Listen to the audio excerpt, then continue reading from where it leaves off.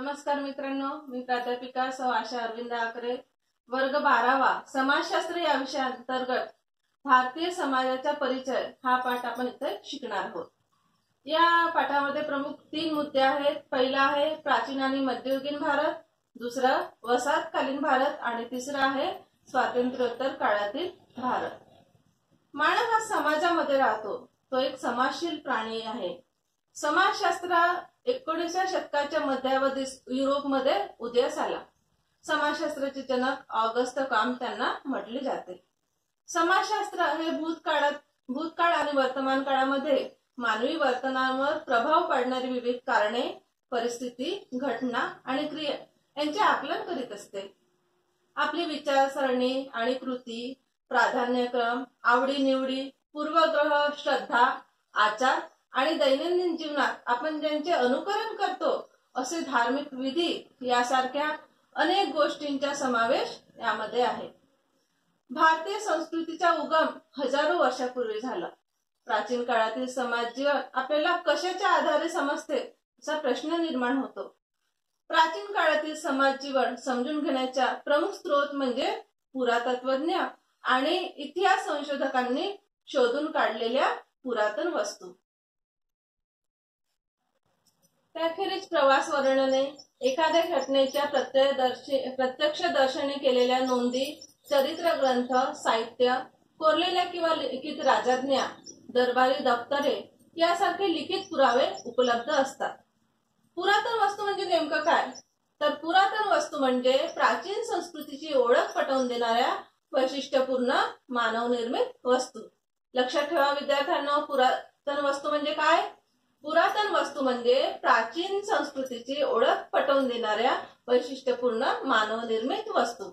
उदाहरणार्थ देता येईल आपल्याला हत्यारे आणि अवजारे, भांडी, दागिने, कलावस्तू, शिल्पे, उत्खनित वस्तू, चित्रे, दफनस्थळे आणि समाधीस्थळे आणि नाणी, शस्त्रास्त्रे इत्यादी।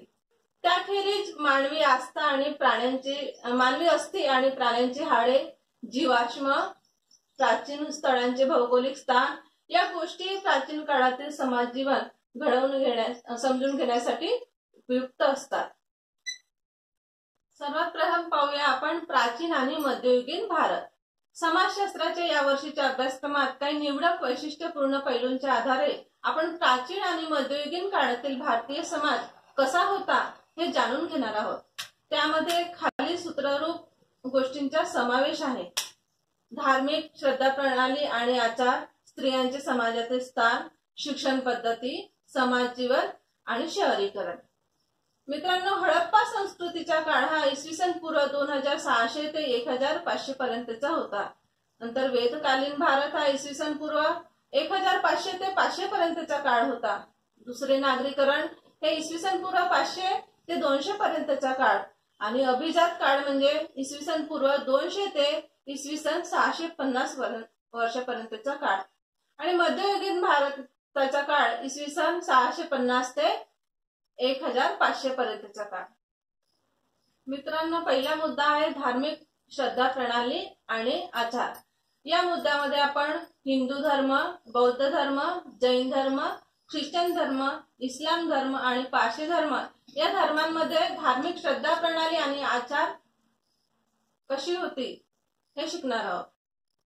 हडप्पा संस्कृतीच्या उत्खननांमधून मातीच्या विविध पुरुष आणि स्त्री मूर्ती मिळालेल्या आहेत। त्या देवतांच्या मूर्ती आहेत असे सर्वसाधारणपणे समजले जाते। नंतरच्या वैदिक संस्कृतीमध्ये सूर्य, पर्जन्य, जल, वादळ अशा अनेक नैसर्गिक घटकांना देवता स्वरूप मानून त्यांची प्रार्थना केली जाईल। कालांतराने इंद्र, अग्नी यासारख्या देवांना महत्त्व प्राप्त झाले। हिंदू जीवन पद्धतीच्या संदर्भातील श्रद्धा प्रणाली आणि धार्मिक आचार यांची माहिती अनेक वैदिक ग्रंथांमधून मिळते। त्यातील काही लिखित स्वरूपाची आहे तर काही मौखिक परंपरेने जपलेले आहेत। त्यामध्ये वेदसंहिता, उपवेद, वेदांगे, ब्राह्मण ग्रंथ, अरण्यके आणि महाकाव्ये यांचा समावेश होतो। वैदिक संस्कृतीचा काळ म्हटलं तर वैदिक संस्कृतीमध्ये पूर्व वैदिक आणि उत्तर वैदिक असा 2 काळामध्ये रूपांतर केलेलं आहे। पूर्व वैदिक संस्कृतीचा काळ हा इसवी सन पूर्व सुमारे 1500 ते 1000 वर्षापर्यंतचा काळ आणि उत्तर वैदिक संस्कृतीचा काळ हा इसवी सन पूर्व सुमारे 1000 ते 500 वर्षापर्यंतचा काळ। पुराणे आणि धर्मशास्त्रावरील ग्रंथांमधून हिंदूंच्या आचार पद्धतीचे आणि सामाजिक वर्तनाच्या नियमांचे वर्णन केलेले आहे। हे नियम कर्म सिद्धांत यावर आधारलेले आहे। यालाच कार्यकारण परंपरेचा सिद्धांत असेही म्हटले जाते। मित्रांनो, करावे तसे भरावे म्हणतात। जसे आपण कर्म करत असतो त्यानुसार आपल्याला त्याचं फळ भोगावं लागत असते। जन्म मृत्यूच्या चक्रावर हिंदूंचा विश्वास असतो। त्यानुसार व्यक्तीला एका जन्मातील कर्मसंचित पुढील जन्माचा आलेख निश्चित करते। जीवात्मा हा मोक्ष प्राप्त होईपर्यंत पुन्हा पुन्हा जन्म आणि पुन्हा पुन्हा मृत्यू या चक्रामध्ये अडकलेला असतो। हिंदू व्यक्तीच्या आयुष्यात 4 पुरुषार्थ महत्त्वाचे असतात। ते 4 पुरुषार्थ कोणते आहेत? धर्म, अर्थ, काम आणि मोक्ष। लक्षात ठेवायचं विद्यार्थ्यांनो, धर्म, अर्थ, काम आणि मोक्ष। तर धर्म म्हणजे काय? तर फलाची आशा न धरता निरपेक्ष वृत्तीने विहित कर्मे करत राहणे। धर्म म्हणजे काय? फलाची आशा न करता निरपेक्ष वृत्तीने विहित कर्म करत राहणे। प्रत्येक व्यक्तीला आपल्या जीवनात कर्मे करावी लागतात, पण हे कर्म आपण फळाची अपेक्षा न करता करायचे असं हिंदू धर्मामध्ये सांगितलेलं आहे। त्यानंतर दुसरा आहे अर्थ। अर्थ म्हणजे काय? तर विहित मार्गाने संपत्ती मिळवणे। तर विहित मार्गाने संपत्ती मिळवणे म्हणजे काय? मित्रांनो, तुम्हाला माहित आहे की संपत्ती चांगल्या आणि वाईट दोन्ही मार्गाने मिळवली जाते, पण जी चांगल्या मार्गाने संपत्ती मिळवली जाते तीच टिकून राहते आणि हेच हिंदू धर्मामध्ये सांगितलेलं आहे की विहित मार्गाने संपत्ती मिळवणे। त्यानंतर आहे काम। विहित मार्गाने शारीरिक सुखाची आणि आनंदाची प्राप्ती करून घेणे। त्यानंतर मोक्ष। मोक्ष म्हणजे काय? तर जन्ममृत्यूच्या फेऱ्यातून सुटका मिळवण्याचे हे आयुष्यातील परमोच्च ध्येय आहे। पूर्व वैदिक काळातील समाज हा व्यवसायाधिष्ठित सामाजिक वर्ण पद्धतीच्या बाबतीत ताठर नव्हता। मात्र काही काळाने वर्ण पद्धतीत अधिकाधिक ताठर सीमा निर्माण झाल्या आणि जाती व्यवस्था निर्माण झाली आणि तिचे रूपांतर उच्च नीचतेच्या स्तरांमध्ये विभागलेल्या रचनेत झाले। पुरोहित वर्गाचे वर्चस्व असलेल्या आणि पवित्र आणि अपवित्र या कल्पनांवर आधारलेल्या जाती व्यवस्थेत स्तरांची ही उतरण खोलवर रुजत गेली। याचा अर्थ जातीच्या अंतर्गत विवाहाची सक्ती, धार्मिक आचारविधींना प्रमाणाबाहेर महत्व आणि जातींमधील सीमा अत्यंत कडक होत गेल्या। या पार्श्वभूमीवर महावीर वर्धमान आणि गौतम बुद्ध यांनी वेद प्रामाण्याला आणि पुरोहितांच्या वर्चस्वाला विरोध करणाऱ्या नवीन तत्वज्ञानाची शिकवण लोकांना दिली। त्यांचे तत्वज्ञान भारतीय परंपरेत बौद्ध धर्म आणि जैन धर्म म्हणून रूढ झाले। जैन परंपरेत एकूण 24 तीर्थंकर होऊन गेले। वर्धमान महावीर हे 24वे तीर्थंकर होते। विद्यार्थ्यांनो, तुम्हाला रिकाम्या जागा जोड्या लावा आणि एका वाक्यामध्ये नेहमी विचारले जाते की जैन धर्मामध्ये किती तीर्थंकर होऊन गेले? तर 24। आणि जैन धर्माचे 24वे तीर्थंकर कोण होते? तर वर्धमान महावीर। त्रिपिटक हे बौद्ध धर्माचे पवित्र ग्रंथ पाली या लोकभाषेत लिहिलेले आहे। हे तुम्हाला रिकामी जागा आणि जोड्या लावा मध्ये विचारले जाते की त्रिपिटक हे बौद्ध धर्माचे पवित्र ग्रंथ कोणत्या भाषेत लिहिलेले आहे किंवा बौद्ध धर्माचे पवित्र ग्रंथ कोणते आहे? त्रिपिटक। लक्षात ठेवायचं। गौतम बुद्धांनी भिक्खू संघ स्थापन केला आणि भिक्खू संघाला अत्यंत महत्त्वाचे स्थान दिले। मौर्य सम्राट अशोकाच्या आश्रयामुळे बौद्ध धर्माचा प्रसार भारताच्या सीमा ओलांडून तिबेट, चीन, मंगोलिया, म्यानमार, जावा, सुमित्रा, श्रीलंका अशा बाहेरील अनेक देशांमध्ये झाला। बौद्ध धर्मामध्ये हीनयान व महायान असे स्वतंत्र पंथ निर्माण झाले। कोणते पंथ निर्माण झाले? हीनयान म्हणजे छोटे वाहन आणि महायान म्हणजे मोठे वाहन।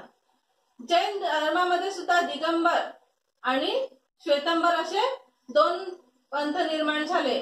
तर दिगंबर म्हणजे कोण, तर आकाश हेच वस्त्र असे मानणारे मुनी ज्या पंथात आहेत त्याला दिगंबर पंथ, आणि श्वेतांबर म्हणजे काय, तर श्वेत वस्त्र परिधान करणारे मुनी ज्या पंथात आहेत त्यांना श्वेतांबर असे म्हटलं गेले। मध्ययुगीन कालखंडात इसवी सन सुमारे 600 ते 1500 भारतामध्ये काही धर्म बाहेरून आले, त्यामध्ये ख्रिश्चन, इस्लाम आणि पारशी धर्मांचा समावेश होतो। आता आपण पाहूया ख्रिश्चन धर्माबद्दल। इसवी सनाच्या पहिल्या शतकात येशू ख्रिस्त यांचे शिष्य सेंट थॉमस हे त्यांच्यासोबत दक्षिण भारतातील मलबारच्या किनाऱ्यावर ख्रिश्चन धर्म घेऊन आले। कोण घेऊन आले, सेंट थॉमस, येशू ख्रिस्त यांचे शिष्य सेंट थॉमस। येशू ख्रिस्तांच्या अनुयायांना ख्रिश्चन म्हणून ओळखण्यात येऊ लागले। ख्रिश्चन धर्म हा एकेश्वरवादी आहे। एकेश्वरवादी म्हणजे एकाच परमात्म्याची पूजा करणे, एकाच परमात्म्याबद्दल विश्वास ठेवणे। प्रेम हे ख्रिश्चन धर्माचे पायाभूत तत्व आहे आणि सर्व ख्रिश्चन धर्मीयांच्या मनात प्रेषित येशू ख्रिस्तांच्या मृत्यू आणि पुनरुत्थान याबद्दल विश्वास असतो।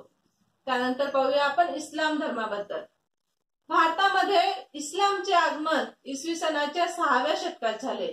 इस्लाम धर्म हा एकेश्वरवादी आहे। पवित्र कुराण हा ग्रंथ इस्लामच्या श्रद्धा प्रणालीचा स्रोत आहे। कोणता ग्रंथ, पवित्र ग्रंथ, पवित्र कुराण। तुम्हाला रिकाम्या जागा आणि जोड्यामध्ये विचारले जाते। दिल्लीच्या इस्लामिक संतांनी एक मोठे साम्राज्य उभे केले आणि 5 मुस्लिम राज्यघराण्यांनी दिल्लीमधून सुमारे 320 वर्ष राज्य केले। ते 5 घराणे कोणते आहेत, मामलूक घराणे किंवा स्लेव घराणे, खिलजी घराणे, तुगलक घराणे, सय्यद घराणे आणि लोधी घराणे। आता आपण पाहूया शीख धर्माबद्दलची माहिती। शीख धर्माचा उदय 15व्या शतकामध्ये झाला। गुरु नानक यांनी शीख धर्माची स्थापना केली। कोणी स्थापना केली, गुरु नानक यांनी। श्री गुरु ग्रंथ साहिब हा त्यांचा पवित्र ग्रंथ आहे। कोणता ग्रंथ आहे, श्री गुरु ग्रंथ साहिब। सार्वजनिक स्वयंपाकघराला पंजाबी भाषेमध्ये लंगर म्हणतात। सर्व शीख गुरुद्वारांमध्ये लंगर असते। पारशी धर्म हा जगातील प्राचीन धर्म आहे। या पारशी धर्मातील प्रसिद्ध व्यक्तिमत्व म्हटलं तर दादाभाई नौरोजी, फिरोज शाह, मेहता, टाटा उद्योजक, वाडिया, डॉक्टर होमी भाभा। त्यानंतर पाहूया आपण भारतीय स्त्रियांचे सामाजिक स्थान। पूर्ववैदिक काळातील स्त्रियांचे सामाजिक स्थान तुलनेने अधिक उच्च दर्जाचे होते, परंतु त्यांना पुरुषांच्या बरोबरीने दर्जा नव्हता। त्या काळी पितृप्रधान राज्यव्यवस्था होती, समाज व्यवस्था होती। पूर्ववैदिक काळातील स्त्रियांना वेदांचे शिक्षण घेण्याची मुभा होती। त्यांना उपनयन संस्काराचा अधिकार होता। ऋग्वेदामध्ये वेदविद्या प्राप्त केलेल्या स्त्रियांना अत्यंत मानाचे स्थान होते। सत्यवधू आणि ब्रह्मवादिनी असे स्त्रियांचे 2 प्रकार होते। सत्यवधू म्हणजे शिक्षण झाल्यानंतर लग्न करणारी स्त्री, आणि ब्रह्मवादिनी म्हणजे उपनयनाचा संस्कार प्राप्त झाल्यावर वेदांचे शिक्षण घेऊन वेदविद्येत पारंगत झालेल्या स्त्रिया। ब्रह्मवादिनी म्हणजे काय, ब्रह्मवादिनी म्हणजे उपनयनाचा संस्कार प्राप्त झाल्यावर वेदांचे शिक्षण घेऊन वेदविद्येत पारंगत झालेल्या स्त्रिया। त्या आजन्म अविवाहित राहून वेदांचे अध्ययन आणि अध्यापन करायच्या। वेद आणि उपनिषदांचे ज्ञान प्राप्त केलेल्या स्त्रियांमध्ये अपाला, घोषा, लोपमुद्रा, गार्गी, मैत्रेयी अशा काही पंडिता विशेष नावाजलेल्या होत्या। स्त्रियांना त्यांच्या आयुष्याचा जोडीदार स्वतः निवडण्याची मुभा होती। उत्तर वैदिक काळात स्त्रियांचा सामाजिक दर्जा घसरत गेला। कुटुंब पद्धती पितृप्रधान असणे आणि संपत्तीचा आणि वंशावळीचा वारसा हा पित्याकडून पुत्राकडे जाणे ही पूर्वापार प्रथा आणखी खोलवर रुजली. त्यामुळे स्त्रियांना जन्मापासून विवाहापर्यंत पित्याच्या, विवाहापासून पतीच्या मृत्यूपर्यंत पतीच्या आणि पतीच्या मृत्यूनंतर पुत्राच्या आज्ञेत राहावे असा दंडक घातला गेला. मध्ययुगामध्ये भारतीय स्त्रियांचे सामाजिक स्थान अधिक घसरणीला गेले. स्त्रियांच्या स्वातंत्र्यावर अनेक निर्बंध लादले गेले. तिला जन्मभर पुरुषांवर अवलंबून राहणे भाग पडू लागले. वैदिक काळामध्ये विधवा पुनर्विवाहाला मान्यता होती, परंतु मध्ययुगामध्ये ते पूर्णतः निषिद्ध मानले गेले. बालविवाह, सती, पडदा पद्धती आणि देवदासी परंपरा यासारख्या गोष्टींमुळे स्त्रियांचे शोषण होत राहिले. पितृप्रधान पद्धतीवर आधारलेली एकत्र कुटुंब पद्धती, बहुपत्नीकत्व आणि बालविवाह अशा प्रथांमुळे स्त्रियांच्या व्यक्तिमत्वाच्या वाटा बंद झाल्या. आता आपण प्राचीन आणि मध्ययुगीन काळातील शिक्षण पद्धती जाणून घेऊया. हडप्पा संस्कृतीच्या मुद्रांवरील लेखांच्या आधारे हे स्पष्ट होते की या संस्कृतीचे लोक लिपीचा वापर करत होते. वैदिक काळात वैदिक ग्रंथाचे अध्यापन केले जाई. वैदिक साहित्य हे संस्कृत मध्ये होते.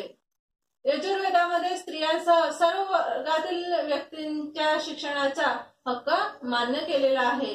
अथर्ववेदामध्येही प्रत्येक व्यक्तीला शिक्षणाचा हक्क असल्याचे म्हटले जाते. वैदिक शिक्षणासाठी गुरुकुलात प्रवेश करण्यापूर्वी ब्राह्मण, क्षत्रिय आणि वैश्य या 3 वर्णातील विद्यार्थ्यांवर उपनयनांचा संस्कार होणे आवश्यक होते. जोपर्यंत त्यांचे वास्तव्य गुरुगृही असे तोपर्यंत त्यांना ब्रह्मचार्याचे पालन करावे लागेल. मौखिक पठणाच्या पद्धतीने विद्यार्थी वेदांमधील ज्ञान मुखोद्गत करत असत. तल्लख बुद्धी आणि व्यक्तिमत्व यांचा विकास ही या शिक्षणाची दुहेरी उद्दिष्टे होती.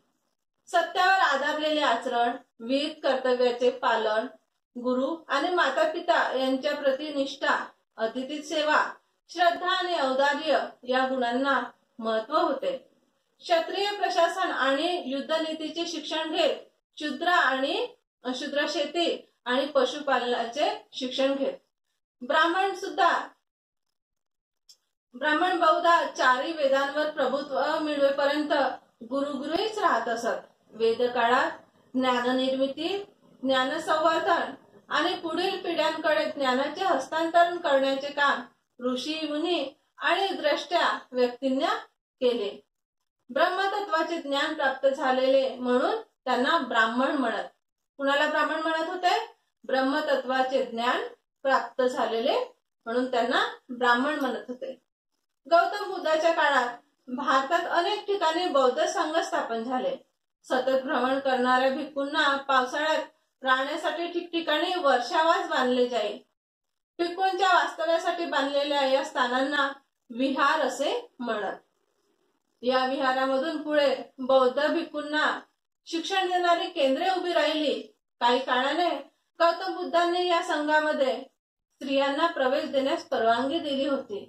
दीक्षा घेऊन संघात प्रवेश करणाऱ्या स्त्रियांना भिक्खुनी म्हटले जात असे. संगम काळातील शिक्षण व्यापक होते. ते धर्म, जात या गोष्टीवर अवलंबून नव्हते. व्याकरण, काव्य, गणित, खगोलशास्त्र आणि ललित कला, उदाहरणार्थ संगीत, नृत्य, नाट्य, चित्रकला, शिल्प आणि स्थापत्य हे अभ्यासाचे खास विषय होते. मध्ययुगातील शिक्षण पद्धतीमध्ये इस्लामाच्या शिक्षणाला महत्व प्राप्त झाले. भारतातील मध्ययुगीन इस्लामिक शिक्षणाशी निगडीत असलेल्या 3 मूलभूत संस्था आहेत. कोणत्या? पहिलं मक्ताब, दुसरा मदरसा आणि तिसरा खानखवा. तर मक्ताब म्हणजे काय? तर मक्ताब मध्ये मस्जिदीशी संलग्न असणारी प्राथमिक शिक्षण देणारी संस्था. मदरसा म्हणजे मस्जिदीशी संलग्न असणारी उच्च शिक्षण देणारी संस्था. आणि खानखवा म्हणजे काय? तर अल्लाह विषयीच्या परमोच्च तत्वाचे शिक्षण देणारी सुफी केंद्रे. मक्ताब मध्ये साधारणपणे वयाच्या 4थ्या वर्षी प्रवेश दिला जाईल. त्यासाठी एक धार्मिक विधी करावा लागेल। या टप्प्यावर वाचन, पठण, लेखन आणि अंकगणित या विषयांच्या अध्ययनावर भर दिला जाईल। वयाच्या साधारण 7व्या वर्षी पुराणाच्या अध्ययनास सुरुवात होत असे। मदरसामध्ये पुराण आणि त्याचे स्पष्टीकरण करणारे ग्रंथ यांचे वाचन आणि त्यांचे सखोल अर्थ समजावून घेणे यावर भर असे। त्याखेरीज शेती, हिशोब, ज्योतिष, खगोलशास्त्र, इतिहास, भूगोल, गणित, इस्लाम मधील कायदे कानून आणि न्याय व्यवस्था तसेच प्रशासन यासारखे व्यवहार विषयक विषयही शिकवले जात। मुलींचे शिक्षण हा पिता किंवा कुटुंबातील वडीलधाऱ्या पुरुषांच्या व्यक्तिगत मामला असल्याचे मानले जात होते। मुस्लिम कुटुंबातील स्त्रियांना घरच्या घरी राहून खाजगी शिक्षकाकडून शिकण्याची परवानगी दिली जात असे। मध्ययुगातील समाजात मुलींच्या शिक्षणाची एकूण स्थिती दयनीय। मित्रांनो, आता आपण पाहूया प्राचीन आणि मध्ययुगीन भारतातील समाज जीवन। हडप्पा संस्कृती तेथे सुनियोजित नगरे, झाकलेली गटारे, अतिरिक्त धान्याच्या साठवणीसाठी कोठारे यासाठी ओळखली जाते।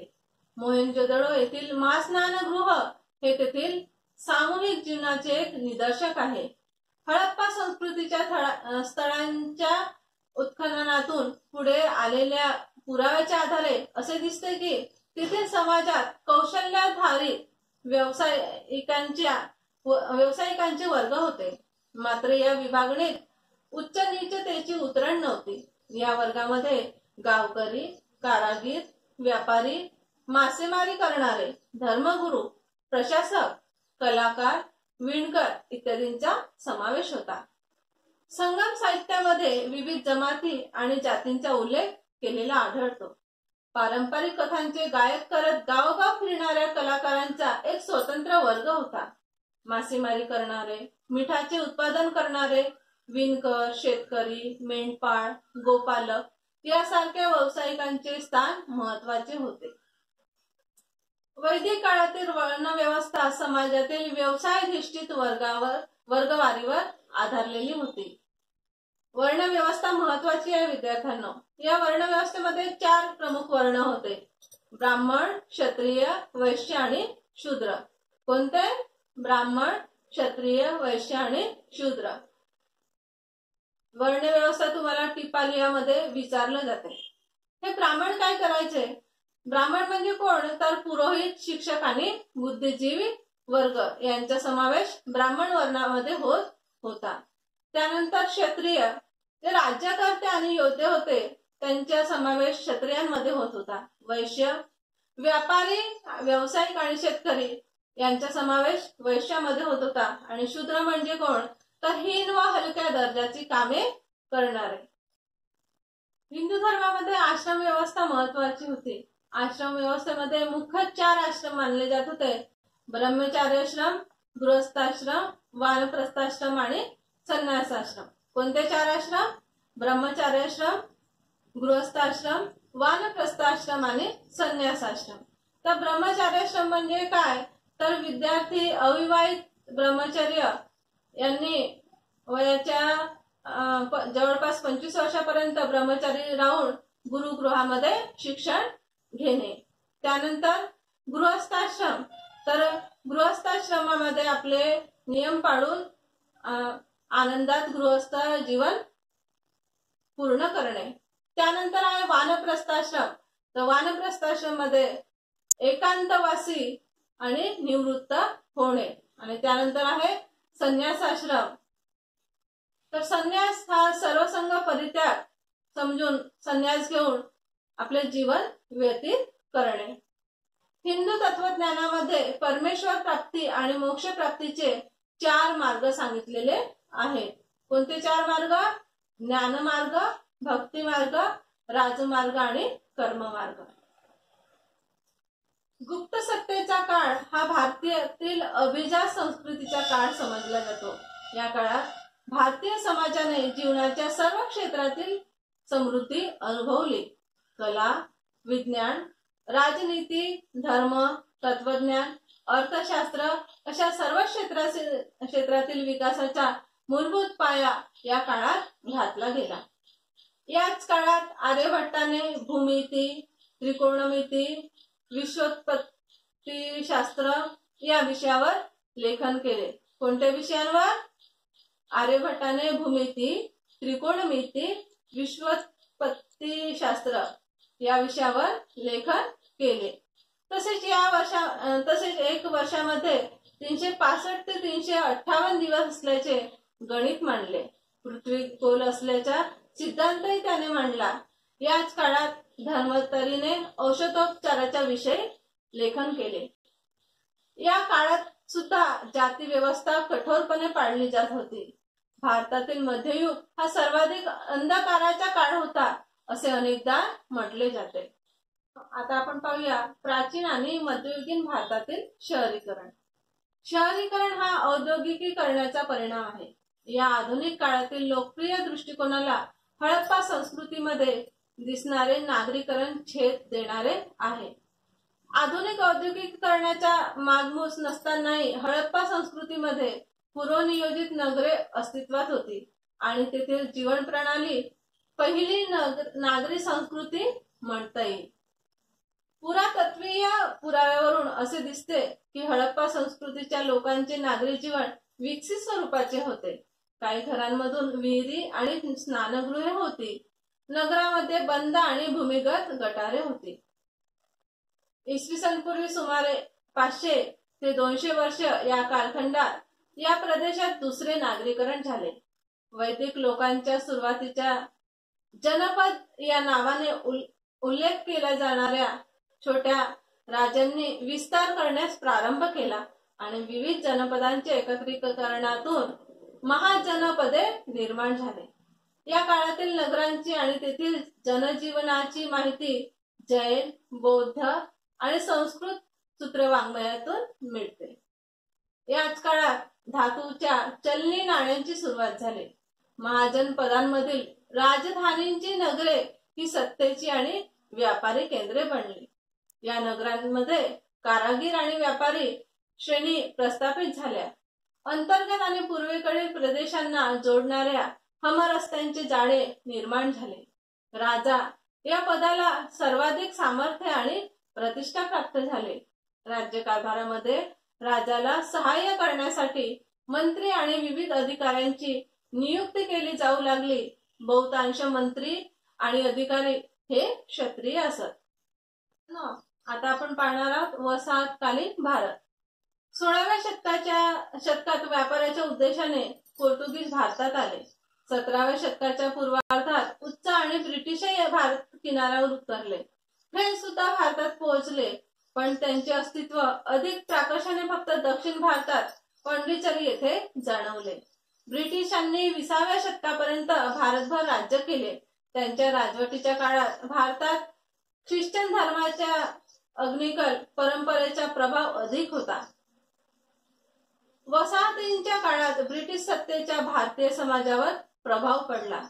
मित्रांनो, या भागामध्ये आपण पाहणार आहोत शिक्षण पद्धती, संस्कृती, प्रशासन, अर्थव्यवस्था, दळणवळण आणि संपर्क, राष्ट्रवादाची चळवळ, समाज सुधारणेच्या चळवळी आणि सामाजिक कायदे। मित्रांनो, आता आपण पाहूया वसाहतकालीन भारतातील शिक्षण पद्धती। ब्रिटिशांनी भारतात प्रस्थापित केलेल्या शिक्षण पद्धतीचे दूरगामी परिणाम झाले। उच्च शालेय पातळीवरील शिक्षण इंग्रजी भाषेतून दिले जाईल। शाळा आणि महाविद्यालयांमध्ये सर्व वंश, जाती आणि धर्माच्या मुलामुलींना प्रवेश घेण्याची मुभा होती। इंडियन युनिव्हर्सिटीज ऍक्ट 1856 अन्वये कलकत्ता, बॉम्बे आणि मद्रास येथे भारतातील पहिल्या विद्यापीठांची स्थापना झाली। हे तुम्हाला विचारले जाते विद्यार्थ्यांनो की भारतातील पहिल्या विद्यापीठांची स्थापना कोणत्या राज्यात झाली, तर बॉम्बे, कलकत्ता आणि मद्रास। आधुनिक शिक्षण पद्धतीतील विषय आणि अभ्यासक्रम धार्मिक नव्हते, ते लौकिक जीवनाशी संबंधित होते। त्यामध्ये गणित, विज्ञान, तत्वज्ञान, समाजशास्त्र, इतिहास यासारख्या विषयांचा समावेश होता। या शिक्षण पद्धतीमुळे नवीन बुद्धिवादी वर्ग उदयास आला। या वर्गातील लोक जन्माने भारतीय परंतु पश्चिमी विद्येच्या चौकटीत घडलेले होते. त्यांच्यापैकी काहींनी समाज सुधारणेच्या कार्यात लक्षणीय काम केले. बुद्धिनिष्ठता, समानता, सामाजिक न्याय, धर्मनिरपेक्ष दृष्टिकोन आणि व्यक्तिवाद यासारखे सामाजिक मूल्ये बुद्धिवादी वर्गामध्ये खोलवर रुजली. त्यानंतर आपण पाहूया वसाहतकालीन भारतामधील संस्कृती. खाद्य संस्कृती, पेहराव, सामाजिक रीतीभाती, वर्तणुकीचे संकेत, दृष्टिकोन, विश्वास प्रणाली, भाषा, खेळ आणि मनोरंजन इत्यादी बाबतीत समाजातील सुशिक्षित वर्गातील अभिजनांनी ब्रिटिश जीवनसरणीचे अनुकरण करण्यास सुरुवात केली. प्रख्यात समाजशास्त्रज्ञ डॉक्टर एम.एन. श्रीनिवास यांनी ब्रिटिशांचे अनुकरण करणाऱ्या या प्रक्रियेला पाश्चात्तीकरण असे नाव दिले. त्यानंतर पाहूया आपण वसाहतकालीन भारतातील प्रशासन. ब्रिटिशांनी नवीन प्रशासकीय यंत्रणा उभारली आणि प्रशासनाच्या नवीन पद्धती भारतात रूढ झाल्या. त्यांनी भारतीय भूमी आणि लोक यांच्यावर कारभार करण्यासाठी आर्थिक सेवा, शिक्षण सेवा, महसूल सेवा आणि प्रशासकीय सेवा यासारख्या विविध सेवांचे विभाग स्थापन केले. ब्रिटिशांनी नवीन न्यायपद्धती निर्माण केली. या न्यायपद्धतीमध्ये भारतातील विविध समाजांच्या पारंपरिक न्यायप्रणालींचा विचार करून या नवीन न्यायपद्धतीची उभारणी केली होती. वतनदार आणि जमीनदार यांचे वहिवाटीने चालत आलेले विशेष अधिकार रद्द करण्यात आले. Indian council act, Indian high court act, Indian civil service act 1861 या सर्व कायद्यांमुळे कार्यकारिणी कायदेविषयक आणि न्यायविषयक प्रशासन पद्धतीत महत्वाचे बदल घडून आले. मित्रांनो, आता आपण पाहूया वसाहतकालीन भारतातील अर्थव्यवस्था. औद्योगिक वाढ आणि शहरीकरण यामुळे वसाहतींच्या काळात भारतातील अर्थव्यवस्थेत मूलभूत स्वरूपाचे बदल घडून आले. बदलती अर्थव्यवस्था आणि औद्योगिक कारखान्यांच्या संख्येमधील वाढ यांच्यामुळे जातीनुसार कौशल्ये, व्यवसाय आणि त्यावर आधारलेले सामाजिक संबंध यांची चौकट हळूहळू बदलू लागली. शिक्षण आणि उत्पन्न या निकषांवर आधारलेले नवीन सामाजिक वर्ग उदयास आले. ब्रिटिशांनी लागू केलेल्या नवीन महसूल पद्धतीचा खेड्यांमधून राहणाऱ्या शेतकरी वर्गावर विपरीत परिणाम झाला. या काळात शेतीचे व्यापारीकरणही होऊ लागले. आता पाहूया आपण वसाहतकालीन भारतातील दळणवळण आणि संपर्क. भारतभर रेल्वे आणि रस्ते यांची उभारणी तसेच टपाल आणि तार या सोयी सुरू केल्या गेल्या. यामुळे देशाच्या कानाकोपऱ्यातील लोकांपर्यंत आणि स्त्रोतांपर्यंत पोहोचणे सहज शक्य झाले. वाहतूक आणि संपर्क याच्या साधनांमधील सुधारणांमुळे भारतीय कच्च्या मालासाठी अधिक बाजारपेठा उपलब्ध झाल्या. त्यानंतर पाहूया आपण वसाहतकालीन भारतातील राष्ट्रवादाची चळवळ. संपर्कासाठी इंग्रजी भाषेच्या शिक्षितांच्या गटांमधील वाढता वापर हा राष्ट्रवादाच्या प्रचार करण्यासाठी फार महत्वाचा ठरला. त्यामुळे राष्ट्रवादाच्या चळवळीला चालना मिळाली. भारतीयांमध्ये परकीय ब्रिटिशांच्या सत्तेविरुद्ध निर्माण झालेल्या असंतोषाच्या भावनेमुळे ब्रिटिशांविरुद्ध चले जावचा पुकारा केला गेला आणि भारतीय स्वातंत्र्य लढ्याला गती मिळाली. 19व्या शतकाच्या भारतीय राष्ट्रीय काँग्रेसच्या उदय महात्मा गांधींनी स्वातंत्र्य लढ्याचे नेतृत्व स्वीकारणे या गोष्टी घडून आल्या. मित्रांनो, आता आपण पाहणार आहोत वसाहतकालीन भारतातील समाज सुधारणेच्या चळवळी. भारतातील वरच्या थरातील शिक्षित वर्गातील लोक सामाजिक सुधारणा घडवून आणण्याच्या कामामध्ये अग्रभागी होते. 19व्या शतकामध्ये सामाजिक आणि धार्मिक सुधारणेच्या अनेक चळवळी उभ्या राहिल्या. यातील बहुतेक गट सामाजिक सुधारणांसाठी आपापल्या स्थानिक पातळीवर काम करत होते. कालबाह्य दडपणाऱ्या आणि प्रतिगामी प्रथा नष्ट करण्यासाठी त्यांचा संघर्ष चालू होता. अनेक जण सामाजिक दृष्ट्या दुर्बल असणाऱ्या व्यक्तींना शिक्षणाची संधी मिळावी म्हणून काम करत होते. आर्य समाजांसारख्या संघटना वैदिक परंपरांचे पुनरुज्जीवन आणि वैदिक ज्ञान आधुनिक अभ्यासक्रमांमध्ये समाविष्ट करणे यासाठी प्रयत्न करत होत्या.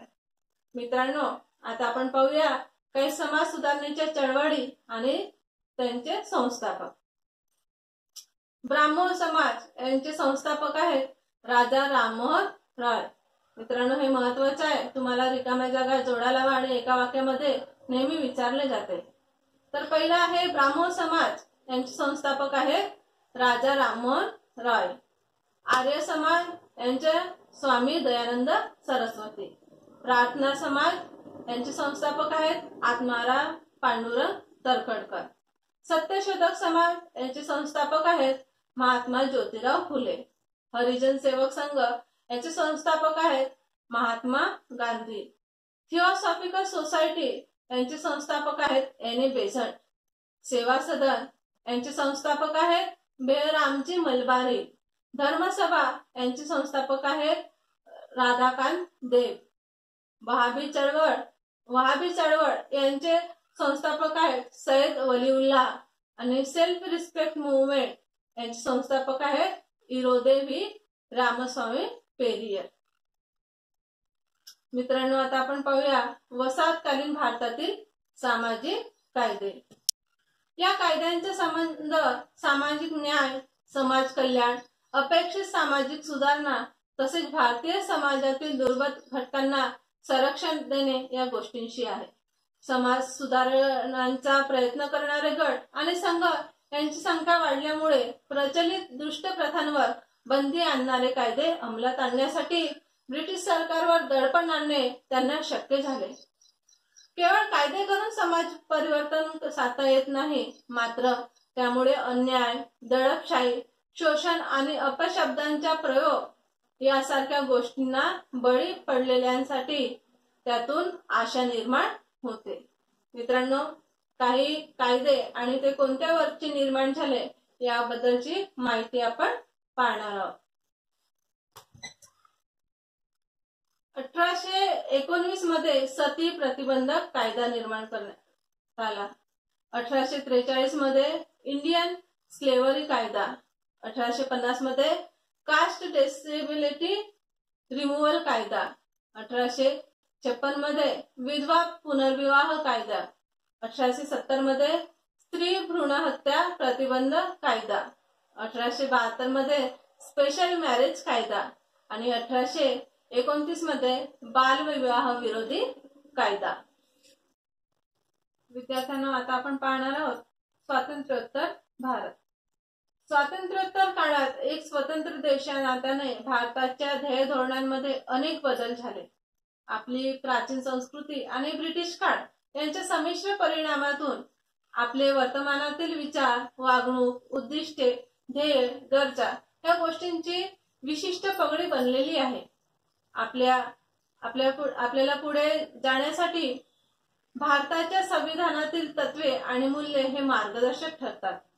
अनुकूल बदल, लोकांचे कल्याण, सर्वांचे समावेश तसेच विकास ही उद्दिष्टे गाठण्यासाठी आखण्यात आलेल्या विविध सरकारी योजना यांचे सहाय्य मिळते. या भागामध्ये आपण पाहणार आहोत भारताचे संविधान, कायदे, अर्थव्यवस्था, शिक्षण आणि राजकीय यंत्रणा. सर्वप्रथम आपण जाणून घेऊया भारतीय संविधान. 6 डिसेंबर 1946 रोजी संविधान तयार करण्यासाठी मसुदा समितीची स्थापना करण्यात आली. Doctor B R. आंबेडकर यांच्या अध्यक्षतेखाली भारतीय संविधानाचा मसुदा तयार केला गेला. विविध देशांच्या संविधानांमधील तत्वांवरील विचारमंथनातून भारतीय संविधानाचा मसुदा तयार केला. भारतीय संविधानाचे स्वरूप एक समावेशक दस्तावेजाचे आहे. भारतीय संविधान उदारता, समानता आणि बंधुता या मूल्यांची जोपासना करते. भारतीय संविधानामध्ये धर्मनिरपेक्षता या मूल्याला महत्व आहे. भारतीय संविधानामध्ये वेळोवेळी काही महत्त्वाच्या सुधारणा केल्या जातात. विद्यार्थ्यांनो, आता आपण जाणून घेऊया स्वातंत्र्योत्तर भारतातील कायदे. शैक्षणिक संशोधन, शास्त्रीय अभ्यास, प्रसार माध्यमे, आंदोलक गट आणि विशिष्ट विषय घेऊन त्या संबंधात प्रत्यक्ष काम करणारे गट अशा माध्यमातून मिळालेल्या माहितीद्वारे चिंतेचे विविध विषय आणि लोकांच्या समस्या अधोरेखित केल्या गेल्या. त्या संबंधातील आवश्यक कायदे संसदेमध्ये पारित केले गेले. नागरी आणि गुन्हेगारी बाबींच्या नियंत्रणासाठी अनेक कायदे केलेले आहेत. कालानुरूप आवश्यक लक्षात घेऊन वेळोवेळी कायद्यांमध्ये सुधारणा केल्या जातात आणि कालबाह्य कायदे रद्दही केले जातात.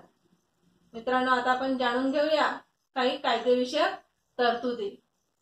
1954 स्पेशल मॅरेज कायदा, 1955 हिंदू कोर्ट बिल. विद्यार्थी मित्रांनो, हे तुम्हाला रिकाम्या जागा जोडायला हवा आणि एखाद्या वाक्यामध्ये नेहमी विचारले जाते. 1955 अनटचेबिलिटी कायदा, 1956 the suppression of immoral traffic in womens and girls कायदा, 1961 हुंडा प्रतिबंधक कायदा, 1971 medical termination of pregnancy, 1985 narcotic drugs and psychotropic substance कायदा, 1986 चाइल्ड लेबर कायदा, 1995 पर्सन्स विथ डिसेबिलिटीज कायदा, 2005 protection of women from domestic violence कायदा, 2012 protection of children from sexual offences कायदा, 2013 prohibition of employment and manual scavengers and their rehabilitation कायदा, 2015 juvenile justice कायदा, 2019 transgender personal कायदा. मित्रांनो, आता आपण जाणून घेऊया स्वातंत्र्योत्तर भारतातील अर्थव्यवस्थेबद्दल. भारताच्या आर्थिक विकासासाठी 1951 ते 2017 या कालावधीत विविध पंचवार्षिक योजना राबवण्यात आल्या. राजकीय यंत्रणा आणि अर्थव्यवस्था या जणू एकाच नाण्याच्या दोन बाजू असतात. अर्थव्यवस्थेच्या संदर्भातील निर्णय सरकारी ध्येय धोरणांशी सुसंगत असतात. 2014 सालापासून चलनबंदी, वस्तू आणि सेवा कर म्हणजे जीएसटी कायद्याद्वारे अंमलात असणारी समान कर प्रणाली, विविध जनकल्याण योजना, सीमारहित व्यापार, स्वच्छ भारत मोहीम, उद्योजकांना प्रोत्साहन यासारख्या गोष्टी अर्थव्यवस्थेच्या नियोजनात कडीच्या ठरल्या आहेत. विद्यार्थ्यांनो, आता आपण जाणून घेऊया स्वातंत्र्योत्तर भारतातील शिक्षण. अंगणवाडी शाळा, विद्यापीठे, मानद विद्यापीठे, स्वायत्त संस्था, IIT, IIM, व्यावसायिक शिक्षण देणाऱ्या संस्था, मुक्त शिक्षणाच्या संस्था इत्यादींचा विचार करता शिक्षणाच्या सर्व स्तरांवरील शैक्षणिक संस्थांच्या संख्येत प्रचंड वाढ झाली. विद्यार्थ्यांच्या संख्येतही वाढ झाली आणि शिक्षकांच्या संख्येतही वाढ झालेली आहे. मात्र शिक्षणाच्या संदर्भातील आव्हाने आणि समस्या संपलेल्या नाहीत. नुकतेच 2019 मध्ये शिक्षण पद्धतीत सर्व स्तरावर परिवर्तन घडवून आणण्यासाठी नवीन शैक्षणिक धोरणांच्या संदर्भातील मसुदा तयार करण्यात आलेला आहे. विद्यार्थी मित्रांनो, आता आपण पाहूया स्वातंत्र्योत्तर भारतातील राजकीय यंत्रणा. स्वातंत्र्योत्तर भारतामध्ये लोकशाहीच्या तत्वांचे अनुसरण करणारी राजकीय यंत्रणा स्वीकारलेली आहे. भारत हा लोकप्रिय लोकशाही देश आहे. येथील सरकारचा कारभार चालवण्यासाठी कार्यकारी मंडळ, कायदे मंडळ आणि न्यायव्यवस्था असे 3 प्रमुख आधार आहेत. कोणते प्रमुख 3 आधार? कार्यकारी मंडळ, कायदे मंडळ आणि न्यायव्यवस्था. कायद्याच्या दृष्टीने सर्व नागरिकांचा दर्जा समान आहे. भारताने मुक्त आणि न्याय निवडणुकांचे तंत्र स्वीकारलेले आहे. 18 वर्षांवरील प्रत्येक भारतीय नागरिकास मतदानाचा हक्क देण्यात आलेला आहे. भारतामध्ये बहुपक्षीय पद्धत प्रचलित आहे. अपक्ष राहून व्यक्तिगतरित्याही निवडणूक लढवता येते. केंद्र सरकार किंवा राज्य सरकारचे ध्येय, धोरण आणि राजकीय हेतू हे स्वतंत्र असतात. विरोधी पक्षांची सत्ताधारी पक्षावर नियंत्रण ठेवणे ही जबाबदारी असते. मित्रांनो, भारतीय समाजाचा परिचय या प्रकरणामध्ये आपण प्राचीन आणि मध्ययुगीन भारत, वसाहतकालीन भारत आणि स्वातंत्र्योत्तर काळातील भारत याबद्दल जाणून घेतलेलं आहे। अभ्यासक्रमातील या घटकाद्वारे समाजशास्त्राच्या विद्यार्थ्यांना महत्त्वाच्या उपविषयांच्या आधारे विविध कालखंडांच्या इतिहासाचा परिचय करून दिला आहे। भारताचा ऐतिहासिक काळ प्राचीन मध्ययुगीन कालखंड आणि वसाहतींचा काळ स्वातंत्र्योत्तर काळ असा विभागलेला आहे। ज्या उपमुद्द्यांचा विचार केलेला आहे ते पुढील प्रमाणे: धार्मिक प्रणालींचा प्रभाव, रूढी आणि प्रथा, भारतातील स्त्रियांचे सामाजिक स्थान आणि शिक्षण पद्धती। भारतीय परंपरेतील या तीनही प्राचीन धर्मांचा प्रभाव उत्तर वैदिक काळाच्या अखेरपर्यंत खूप मोठा होता। हिंदू, जैन आणि बौद्ध धर्माचा प्रभाव। नंतरच्या काळात ज्यू, ख्रिश्चन, इस्लाम, शीख आणि पारशी या धर्मांचा प्रभाव अनेक क्षेत्रांमध्ये, विशेषतः शिक्षण, आरोग्य सेवा आणि सामाजिक देणग्या यामध्ये दिसतो। मध्ययुगीन काळात भारतामध्ये अनेक हिंदू आणि मुस्लिम सत्तांचा उदय आणि ऱ्हास झाला। भारतामध्ये पोर्तुगीज, डच आणि फ्रेंच असे इतर युरोपियन येऊन गेले तरी भारतीय समाजावर ब्रिटिश संस्कृतीचा प्रभाव प्रकर्षाने पडल्याचे दिसते। हा प्रभाव प्रशासन, सामाजिक कायदे, शिक्षण, दळणवळण आणि संपर्क, सामाजिक सुधारणांच्या चळवळी, राष्ट्रवादाच्या चळवळीचा प्रसार यामध्ये आढळतो। स्वातंत्र्योत्तर काळात संविधान, कायदेव्यवस्था, शिक्षण, आर्थिक आणि राजकीय बदल तसेच सुधारणा यांचा प्रभाव दिसतो। तर हे प्रकरण इथेच संपलेले आहे। पुन्हा आपण भेटूया नवीन प्रकरणासहित। धन्यवाद।